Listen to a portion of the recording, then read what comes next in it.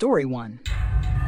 It was just past midnight. I had been driving for a very long time. The stretch of road cutting through the desert landscape was seemingly endless and completely void of life.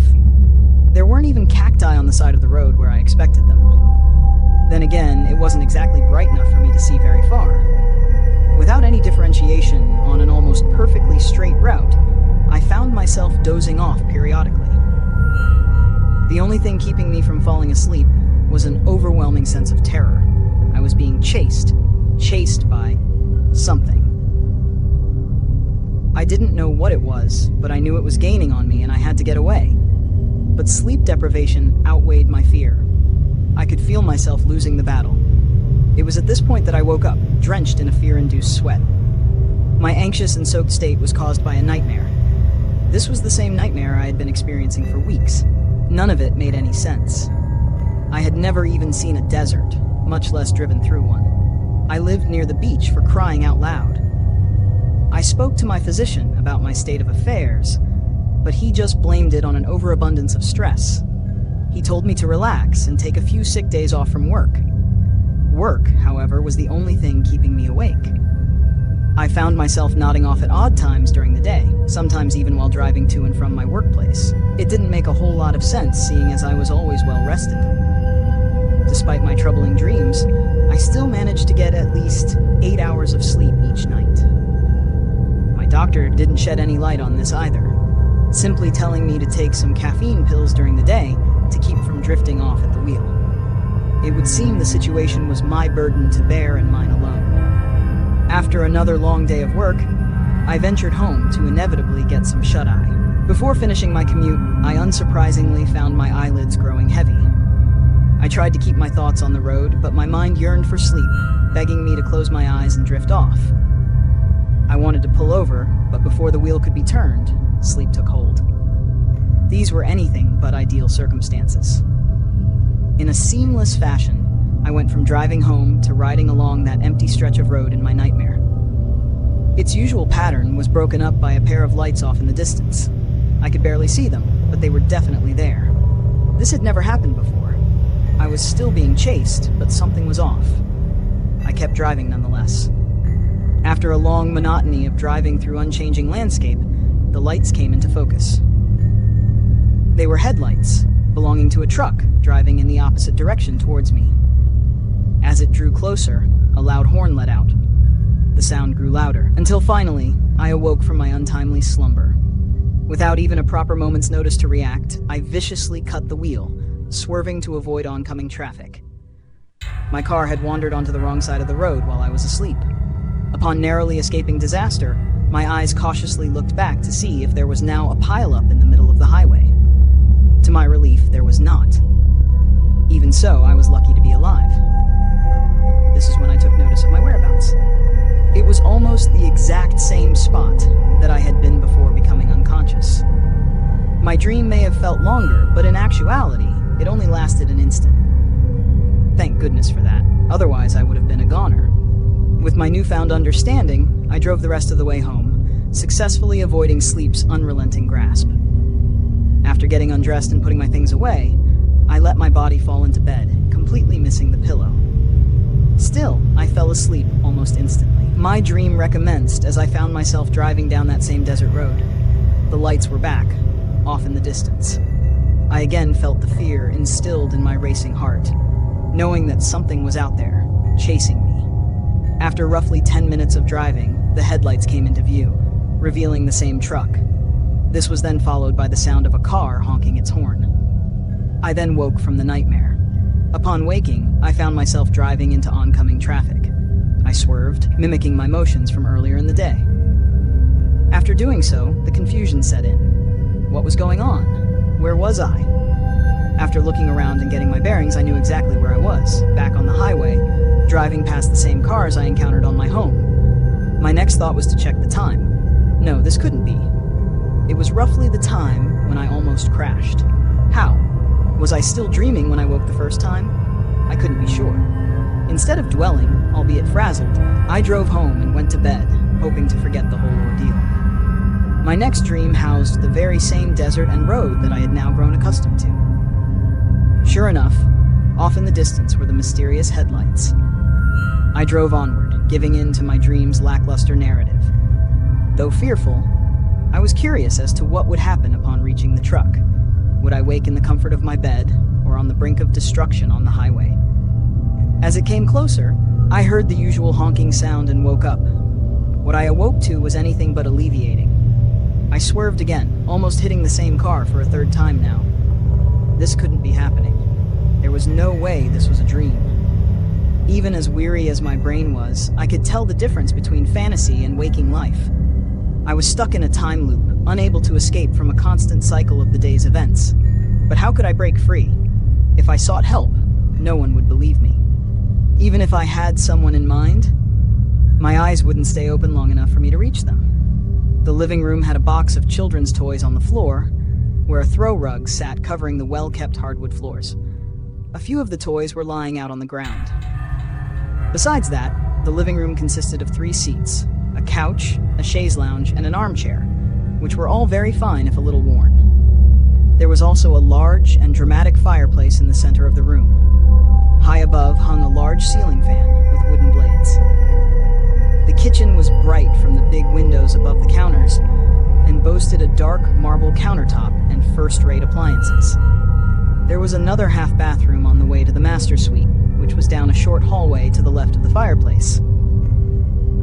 As I reached for the door handle to the master bedroom, Amy latched onto my arm. "I can't believe we're really doing this." She sounded more giddy than frightened. This time, I let the room speak for itself. On the wall above the bed hung an enormous canvas with a mountain landscape in oil paint. The floors were a lighter stained hardwood than the living area. The bed frame was made of wood left to look natural. The 4 bedposts were like trees rising up from the floor, almost to the ceiling.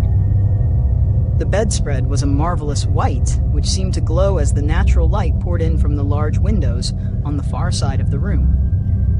2 light wooden end tables supported clay-colored lamps with white shades, and inset light fixtures adorned the ceiling. "Wow, this place is incredible. That painting." She approached the bed. We both started to let our guards down a little. I finished up the tour with her, and then we settled down in one of the little kids' rooms.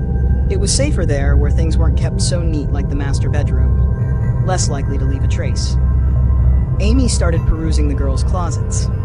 She found an odd assortment of clothes, in an even stranger assortment of sizes. She pulled out one outfit that looked like it belonged to a 5-year-old. It was a tiny red dress with a white flower on the bottom right. Then she grabbed out some pajama pants and a shirt that would fit her. I guess when you only show up twice a year to a place, you don't necessarily remember to clear out your old clothes. Then she found this silly purple pageant dress that she insisted I let her try on. To this day, I have no idea why I agreed. She actually looked pretty good in it, but then again, I thought she always looked good. She kept it on as she turned on the TV and plopped herself down on the twin bed, and I joined her there. We were lying together watching cartoons for a while when I heard something. I didn't know what it was exactly. A car door maybe, but I knew someone was coming. The TV was off instantly.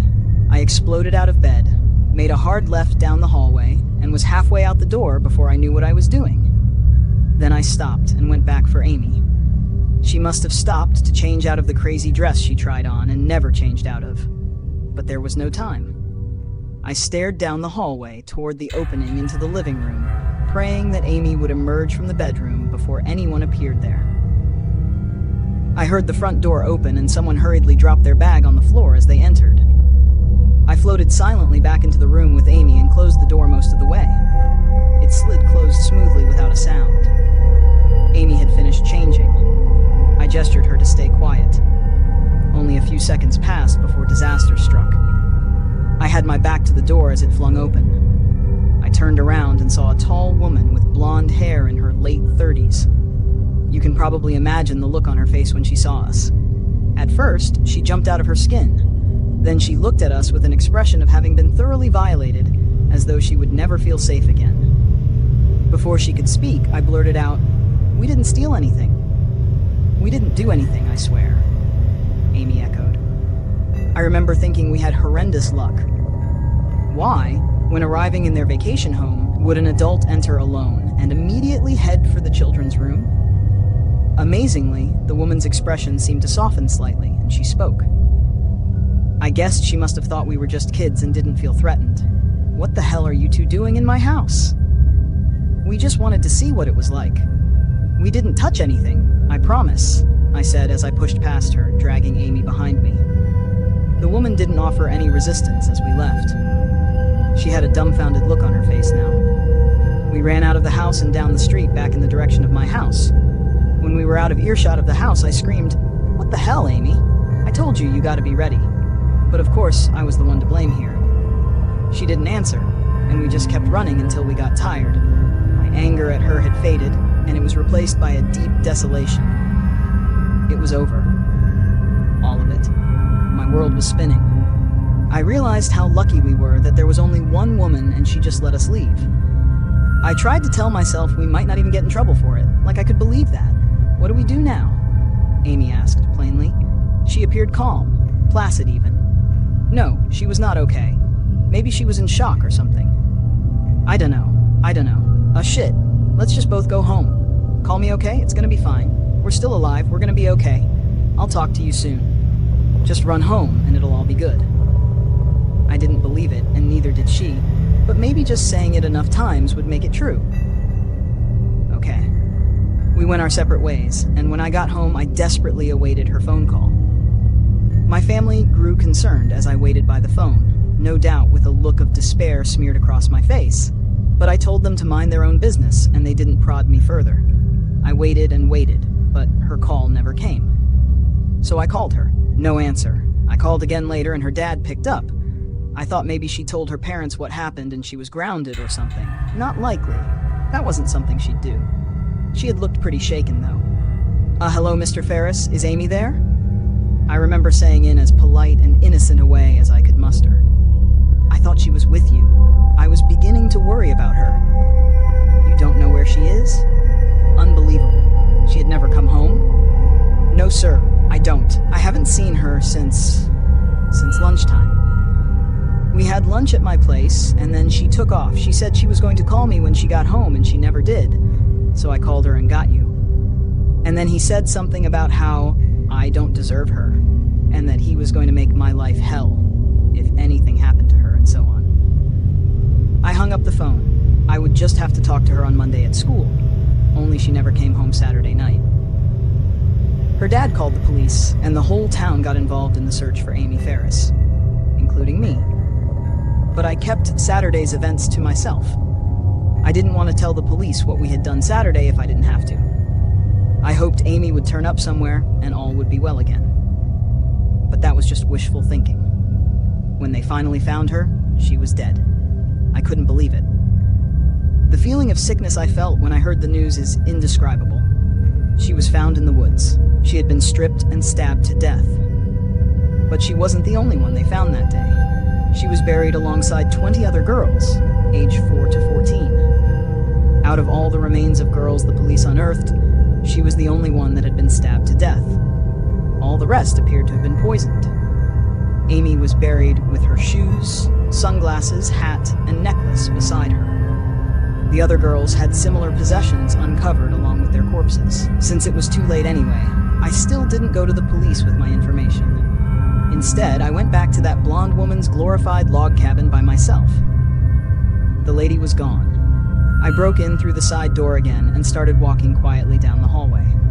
I turned right into the second bedroom. I opened the closet door, and my greatest fears were confirmed. The closet was completely empty. Story 2. When I was in junior high, I had an unusual hobby, breaking into people's homes. I didn't do it for money. In fact, I never stole anything at all. I left no sign of my presence.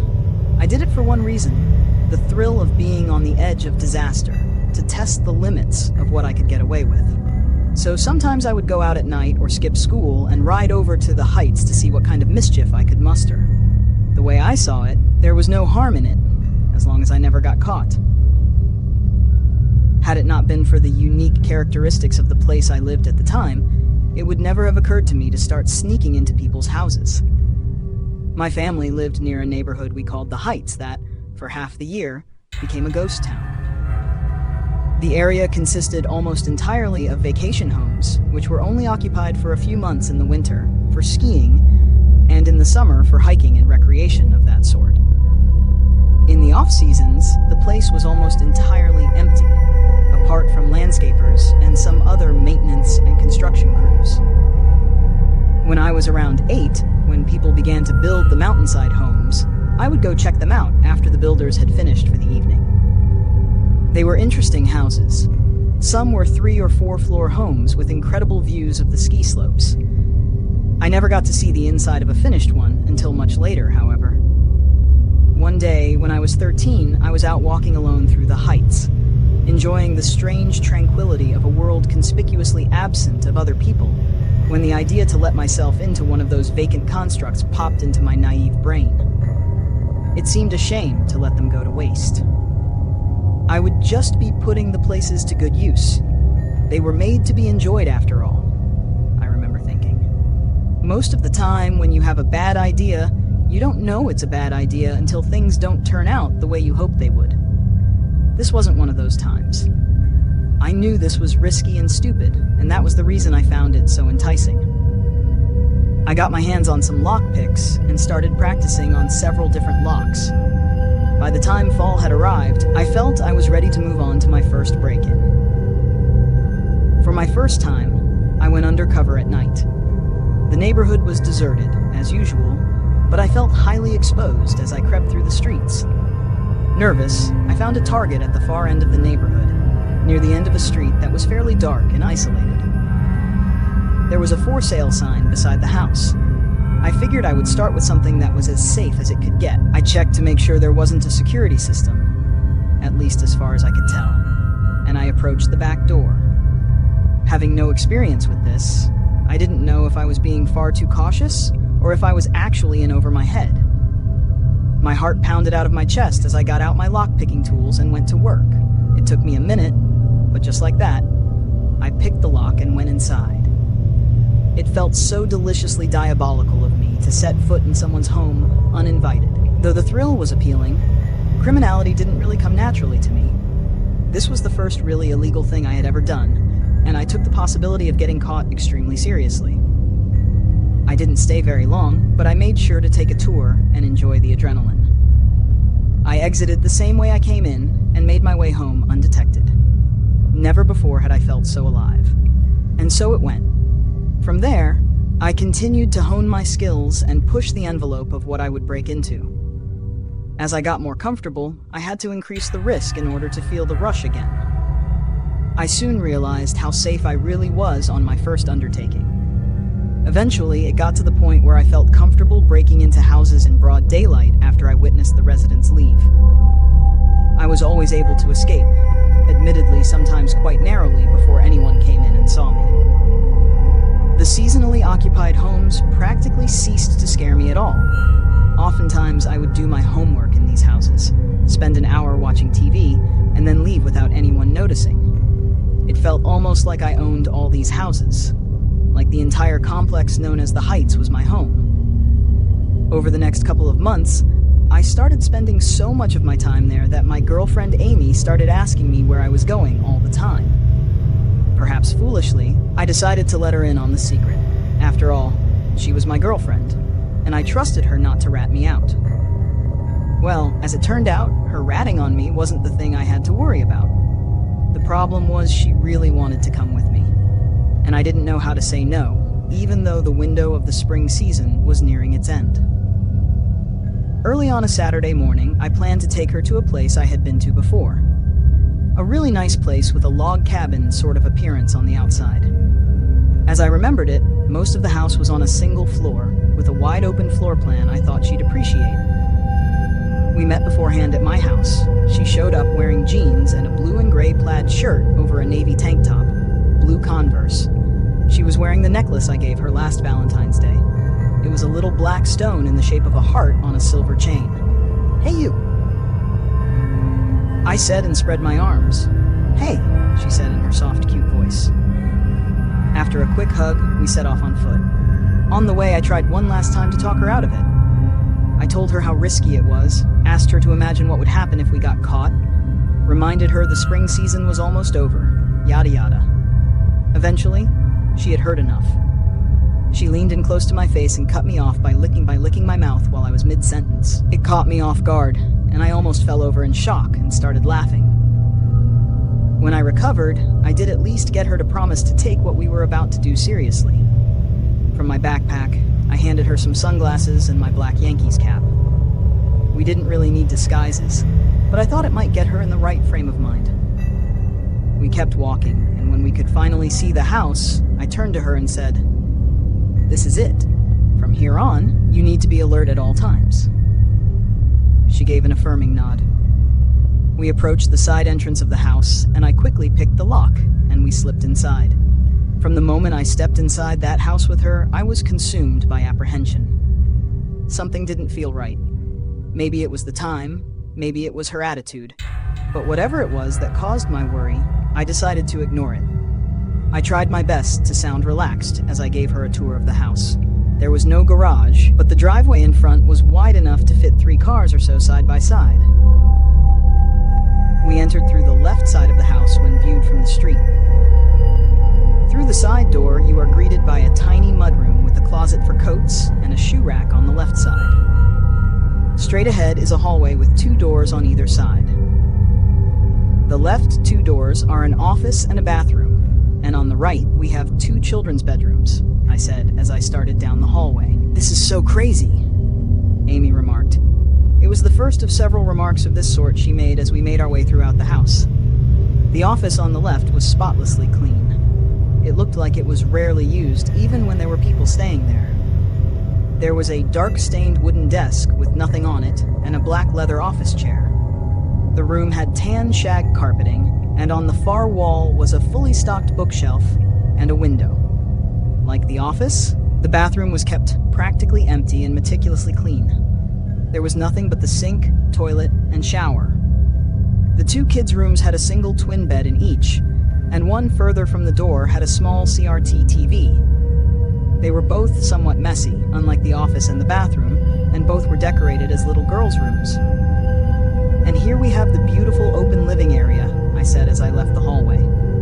At the end of the hallway, the house opened up to an expansive living room area with 15-foot ceilings, which was open to the kitchen off to the right, and semi-open to the dining room to the left, which was only separated by a large curved archway. I drove to the safety of my home, managing to elude the clutches of sleep along the way. It was easier this time, anxiety keeping me alert but frightened. If only I could stay awake long enough to figure everything out. After undressing and putting my things away, I walked over to my bed, knowing I had no choice but to give in. Right as my head hit the soft blankets, I slept once again. Just as before, I was driving down that same desert road, staring off at those ominous headlights in the distance. This was completely mad. How much longer would I have to endure this torment? In a fit of rage, I hit the brakes and the car stopped.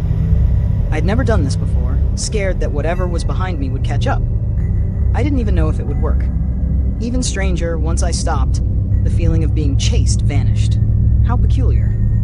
I was relieved to be without fear, but I still felt overtired, even while asleep. I needed answers too. I got out of the car and looked towards the headlights in the distance. I estimated that I would have about 20 dream minutes before it caught up to me and jolted me awake in the middle of traffic again. Without a moment's hesitation, I headed off into the desert scenery, hoping to find a solution. I didn't know if it would harbor one, but I was running out of options. My hunt for answers would be on foot, as stopping the car seemed to render it immobile. As I walked, I saw rock formations in the distance. One in particular caught my eye, an opening carved into its side. Upon reaching it, I stepped inside, noticing a flicker from within. There was a small fire illuminating the stone dwelling. There was also a person sitting on a wooden stool. I say person, but it wasn't really. It had skeletal legs and hands and wore a purplish cloak, hiding all of its other features. Not even the fire could light up its face, almost as if it didn't have one. Before I could examine the being any further, it looked up at me and spoke. "It's about time." I didn't even have a chance to respond. I awoke in the middle of oncoming cars on the highway. How marvelous. I must have run out of time. I violently turned the wheel, narrowly avoiding a collision. With a new sense of motivation, I drove home again. I knew that whatever that thing was in the desert, it must have had the answers that I so desperately desired. I reached my house once again, tired but focused. I went in, undressed, put my things away, and went to bed. Much like before, I fell asleep in an instant. My dreamscape remained unchanged. Thinking more clearly now, I took a sharp turn to the right and drove off into the desert. I reached the rock formation much faster than before. I got out of the car in haste and walked into the stone's light. In arriving at the same spot I stood in before, I saw a familiar scene, a fire and the cloaked figure. Now was the time to get answers. "It's about time," he repeated. "Who are you?" I asked bluntly. "I am an apparition of the mind and a warning of things to come." "A warning of things to come?" I asked in confusion. "Yes, you are vulnerable. The issue at hand must be confronted, otherwise you will cease to exist." "Cease to exist? Confront an issue? Isn't that what I'm doing right now?" I demanded specificity. "Not in here. Out there." I didn't have the will to argue with it. Fatigue and exhaustion were taking over, and I knew the truck was getting closer. My time was running out. "You must. Your brain is at fault. Look within. A solution will be found." I didn't say anything. I just looked at the creature in defeat, unable to comprehend its meaning. "You are very sick. Face this sickness and reveal its cure." I awoke, once again, in oncoming traffic. I swerved automatically, relying on my muscle memory to do so, for I was preoccupied with my own thoughts. The creature's words stuck with me, especially brain and sickness. My dream was trying to tell me something, but I was just so tired. What was I to do? In a fortunate moment of clarity, the puzzle pieces clicked into place. Without a second thought, I sped to my destination. I wasn't going home this time. I was going to my doctor's office. I peeled into the parking lot with so much ferocity that I scared a few people walking out of his office. I opened my car door and jumped out without even thinking to take my keys out of the ignition. I ran into the building and up to his office, swinging his door open, startling the hell out of him and his staff. I didn't care. It was imperative that I spoke with him right then and there. "It's my brain," I yelled. "What? What are you talking about?" he asked, clearly looking angry that I had barged in without so much as notifying him first. "It's my brain. You need to look at my brain." I was told at this point that I collapsed in the middle of his office, though I can't remember doing so. My doctor rushed me to the nearest hospital and, with my words in mind, asked them to order a CAT scan after the usual tests were administered. After doing so, it was revealed that I was suffering from a rare condition, one that caused my brain to overheat sporadically without cause. It naturally overheats when sleep-deprived, but mine was doing so even when I slept. This explained why I was always tired. I needed sleep to combat the overheating, but the condition rendered it futile. My brain was unknowingly heating itself to death. It's been a few months now, and I've responded well to ongoing treatment. I feel refreshed every time I wake in the morning, my sleep void of nightmares. It would seem that my brain was trying to tell me something all along, through my dreams. Maybe I was being chased in the beginning, not by something tangible, but by death itself. Perhaps the time loop I was stuck in was part of the dream all along, the result of a mind on the verge of breaking. Who knows? Either way, one thing is certain. Whether molded by a higher power watching over me, or simply the product of intense coincidence, my nightmares saved my life. Story 3. I've lived in Central Florida my whole life. Disney World, mosquitoes, the beach, and flip-flops are a way of life. I'm used to the sticky hot humidity, the gator-filled swamps, and the tea-stained water of the St. Johns River. This is where my tale takes place. Horrifying and unbelievable, yet true. I don't know when I first heard tales of the Dead Zone, a stretch of Interstate 4 between Sanford and DeBary, Florida. Legend has it that the founders who settled in the area became ill with yellow fever, residing in the mosquito-infested lagoons and scrub of palmettos, where they succumbed to the abyss named Death and found their final resting place. For over a century, their plots were marked with wooden crosses, and they owned their place amongst the moss-draped oaks. There are lots of tales surrounding these graves. Some say a man tried to remove the fencing that was at some point placed around the markers, and that very night, his house burned down. Another account alleges that a curious young boy tried to dig up one of the graves and was killed by a drunk driver shortly after. Myth or truth, I'm not sure. Many years later, when the developers came in and wanted to build what us Floridians call I-4, they were sworn to build the road around the graves of the settlers, so as not to disturb them. They agreed with a handshake and a smile, but as we all know, their intentions were set before the empty promise was made. Instead, they opted for what was easy and logical, disturbing and paving over top of the burial site. The tale goes to tell of ghostly sightings, travelers dealing with late-night car troubles, and more accidents on that stretch of road than you can imagine, all as a consequence of the deceitful agreement that disturbed the dead. Now, I've never been one to really buy into the paranormal, and I've driven this stretch of road hundreds of times. I've witnessed several accidents and broken down vehicles on the shoulder, but never did I feed into the dead zone theory. If every disturbed grave became a ghost story, we'd have more tales to tell than we could keep up with. But what I witnessed with my own eyes, driving that stretch of busy road, peering over the St. Johns River Bridge, is something I will never forget, something I cannot shake, and something that has forever changed me and my view of the paranormal. It began over a year ago when I had just started a new job. I had to drive past the dead zone, exiting right across the bridge at the Sanford exit. I-4 can be a white-knuckle experience, especially if you have to drive it daily. But the part I always enjoyed was approaching my exit, breathing a sigh of relief that I had not been a victim of any road rage or accidents, and peering off the bridge into the murky brown waters below.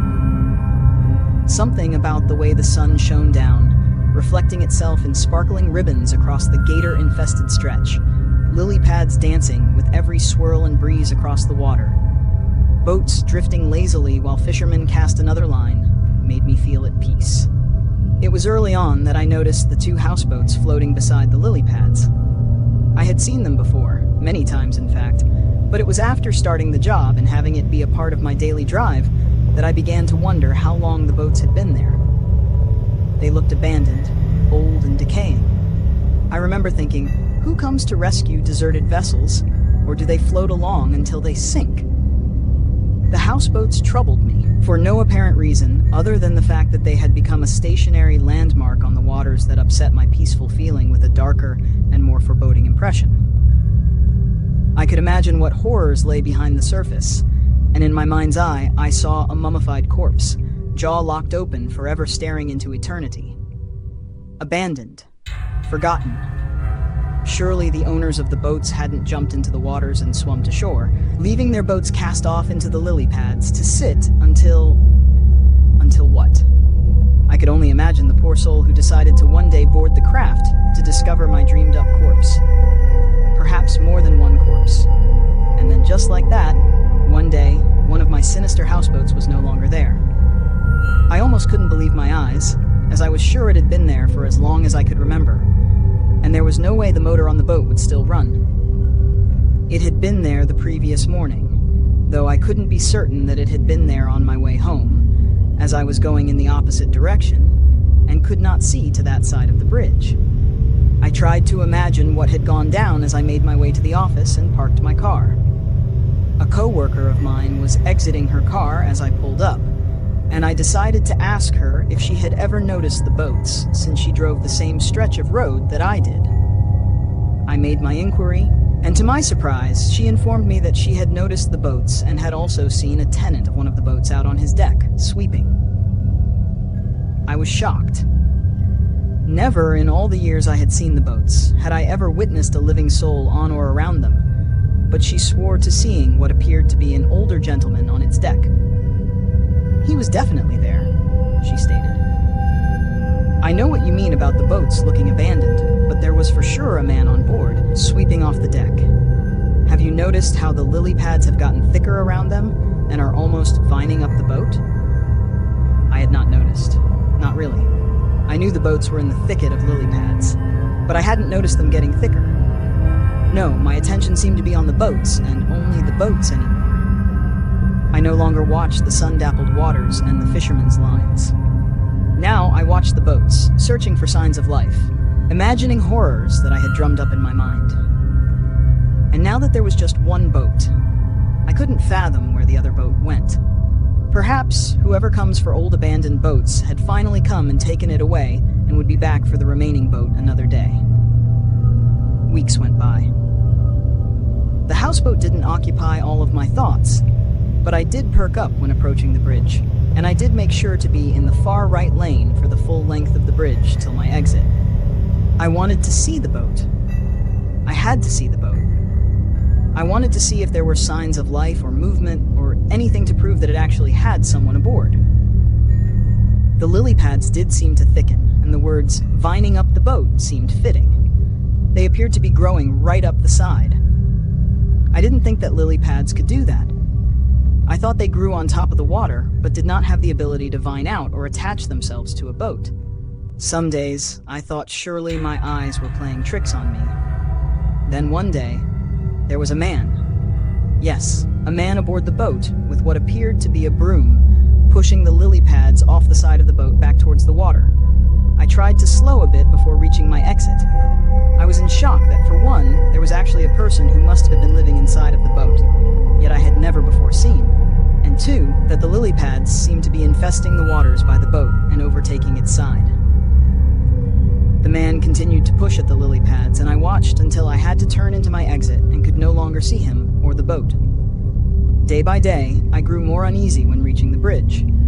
I never saw signs of life near the boat again, but I still continued to watch it.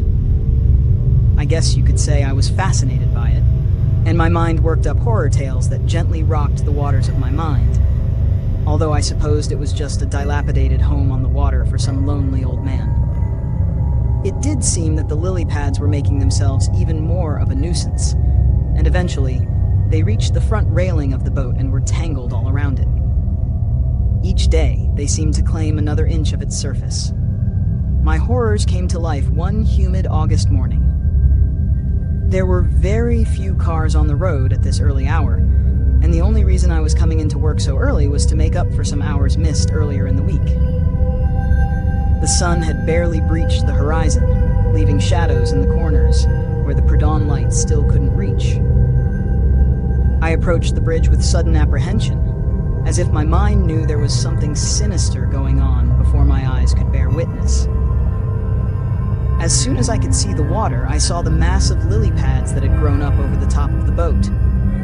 The entire boat seemed to be covered by them, and they were seething, writhing, and wrapping themselves tightly around the vessel.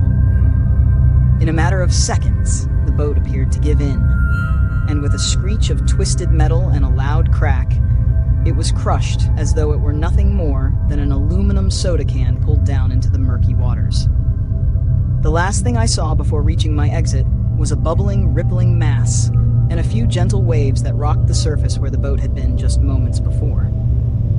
In hindsight, I'm surprised I didn't stop my car right there in the middle of the bridge's right lane, because my mind was racing and my heart was pounding, and I felt sick and uncertain all at the same time. Did I just witness a mass of seemingly alive lily pads eat a houseboat? The thought swarmed my mind, echoing itself over and over again as I drove down the exit ramp. As I reached the light at the bottom of my exit, instead of heading to work, I turned toward the boat ramp near where the houseboat had been anchored, driving with reckless abandon and throwing dust and gravel in my wake before coming to a halt. I don't remember getting out of the car, but I remember running toward the water. I saw no sign of the boat, nor the man who lived on the boat, and by now the sun's rays were starting to peek over the treetops and land in the dark places. The tree line most likely prevented my view of where the houseboat had once been, and there was no way I was going to enter the water to wade out until I could see something. The world seemed to stop for a moment, and I thought I was going to faint. I could hear the rush of blood in my ears and my heart throbbing in my head, but the outer world was quiet. In one rush, it all came back. The noise of the cars on the bridge, the water lapping at the shore, and birds singing and chirping. I leaned forward and vomited. I called the police once I was able to form a coherent thought. I told them what I had witnessed. I told them it was unbelievable but true. I stayed at the boat ramp until they came and took a statement from me, but I could see the way the officers looked at each other, and by the tone of their voice and the way they spoke to me, that they didn't believe a word of what I was saying. They asked if I was on any medications or had a history of mental disorders. I disputed both and pleaded with them to have divers search the water. They assured me they would look into it. I felt like I was speaking in slow motion, and watching the two officers constantly exchange sideways glances made me want to punch them in the face. They didn't believe me, and it was obvious. In their defense, I probably wouldn't have believed me either had I not been the one to witness it. Eventually they left, but not after asking if I had someone who could pick me up since I seemed shaken. I told them no, I didn't, but I would be fine. I sat in my car and turned the air conditioning on as high as it would go and leaned my seat back. I guess I fell asleep. I couldn't have been asleep long, but I did dream. I dreamt I was sitting at the water's edge with people I had never met. The river's embankment allowed my feet to dangle over the dark brown water, and the smell in the air was stagnant with undertones of rotting vegetation. The world seemed muted as if in tones of sepia, and my heart was beating fast. I felt nervous, but I didn't know why. No one was talking, just staring out at the water. Everything was still and silent, other than the buzzing I heard from mosquitoes. The buzzing seemed intolerable, as if it were coming from the inside of my head. I could feel the mosquitoes swarming and lighting on me. I slapped one from my legs and it exploded in a burst of dark red blood. I felt a trickle of sweat from behind my knees. It was all so very real. Other than being able to move my hands and slightly turn my head, I felt frozen in place. I knew I couldn't stand up, let alone move or run. The heat was getting unbearable, and the air was so thick I thought I would suffocate. I looked beside me, and there was a man leaning against a tree. He was obviously not from this era, as his clothes were old-fashioned and dingier than anything anyone these days would wear. There were some children, and a woman sitting by the water's edge as well. They never looked my way or spoke a word, just stared blankly toward the water. Finally, the man looked straight at me with a bone-chilling stare, and spoke with a voice both cold and hollow. "The road to hell has been paved with lies and deceit. We no longer sleep. It never ends." Before I even realized what was happening, he had grabbed me by the hair and pushed me forward toward the water. My hands grabbed at the dirt and leaves, but the struggle was futile. I felt myself falling and hit the water, breaking the surface like crashing through a dirty window, sinking, unable to breathe, being dragged deeper into the depths of water and muck. I awoke with a start, sweating profusely, my car no longer running. No more than 30 minutes had passed since I had gotten in and cranked it up. As I set my seat back in the upright position and started to turn the key, I looked down to see a smudge of blood right where I had slapped the mosquito in my dream. A few weeks later, while watching the news, I heard a body was found in Lake Monroe, which is fed by the St. Johns River right across the bridge I drove over daily. The body appeared to have been gnawed on by alligators, which is creepy enough. But what was worse was that no one had been reported missing. The body had no ID, and no one could figure out who it was. He was a nobody that nobody missed. I wondered if it was my older guy from the houseboat. I guess I'll never know. I eventually quit the job I was working, not for any related reason, although the drive to work now brought much stress and trepidation, and nausea swept over me every time I reached the bridge. I would find my eyes locked on the spot where the houseboat had once been, and more than once, I came close to rear-ending another car. I could hear the words, "It never ends," the gravel and fury in his voice as he spit them at me. Part of me thought that one day the bridge would just disintegrate as I was crossing it, and I would plummet downwards to be swallowed whole into a watery grave. I now avoid this stretch of road at all cost. I've always heard we should face our fears, but in this case, I find I can't. I never found out if the houseboat was recovered. I don't think anyone ever looked for it. I called the Sanford PD once to check on the status of the report I filed. The lady I spoke with put me on hold, and when she she came back on the line, she told me it was pending investigation, then threw in a, "You all right, doll?" I told her I was fantastic, and figured I was probably the butt of a good joke to them, and decided not to call back. Aside from recounting my story to two people close to me, I've never uttered a word about it to a soul. Am I crazy? Did I witness something beyond the realm of reality? Or did the dead zone come alive and claim a few more victims? Because even though I wasn't physically harmed, I consider myself a victim of its lore. I know my dream was of the early settlers. I know I witnessed a mass of lily pads come alive and swallow a boat. I know I'm not crazy, but I will never be the same. So if you're ever in Central Florida and you drive the stretch of Interstate 4, somewhere between Orlando and Daytona Beach, know that there is more than meets the eye. There is a tale that keeps telling itself, in more ways than one, and it wants to be heard. The road to hell was paved with lies and deceit. And just a word of advice, stay out of those waters. There are things more dangerous than the mosquitoes, snakes, and alligators. I've seen for myself.